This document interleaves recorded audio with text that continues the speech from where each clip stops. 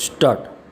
માનનીય અધ્યક્ષ શ્રી, માનનીય મુખ્યમંત્રી શ્રી, માનનીય શૈલેષભાઈ અને બીજા મિત્રોએ જે ભાવના વ્યક્ત કરી છે તેમાં મારો સૂર પુરાવું છું, એટલે તેનું પુનરાવર્તન કરતો નથી. માનનીય રમણભાઈ આપની જગ્યાએ બિરાજતા હતા. એમણે થોડી વાત કરી, તેમાં હું થોડો ઉમેરો કરી શકતો હોત, પણ મારે તેમાં ઉમેરો કરવો નથી કે જ્યારે આ મિત્રો અહીંયા બેસતા હતા ત્યારે શું હતું. 14 સભ્યો હતા અને છતાં બંને બાજુના સભ્યોને પૂરતો સમય મળતો હતો, પણ એ વાતમાં મારે પડવું નથી. મારે તો જે અધ્યક્ષપદની ગરિમા છે તેના વિશે વાત કરવી છે.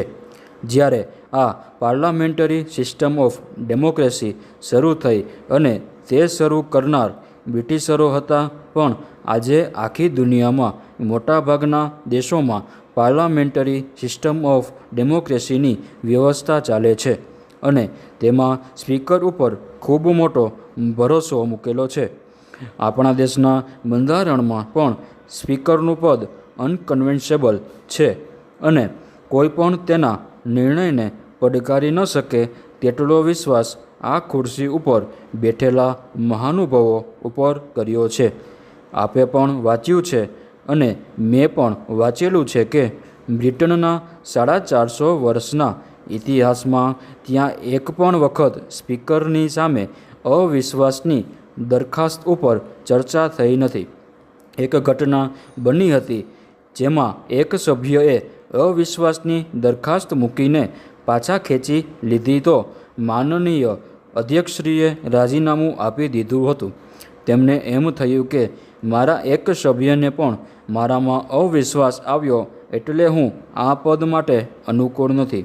જ્યારે સમગ્ર હાઉસે આપને પસંદ કર્યો છે ત્યારે આપ પણ પરંપરા ફોલો કરશો તેવી અમને શ્રદ્ધા છે. એટલું જ નહીં, નવી પરંપરા પણ આપ શ્રી પ્રસ્થાપિત કરશો. પંચાયત હોય કે પછી સહકાર ક્ષેત્ર હોય કે રાજનીતિક ક્ષેત્ર, આ તમામ ક્ષેત્રનો આપને અનુભવ છે.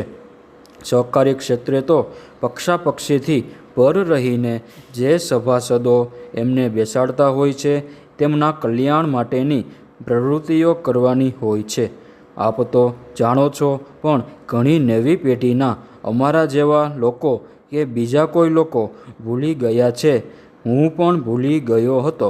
મને માનનીય શરદ પવારે માનનીય વૈકુંઠ મહેતાનો દાખલો આપ્યો.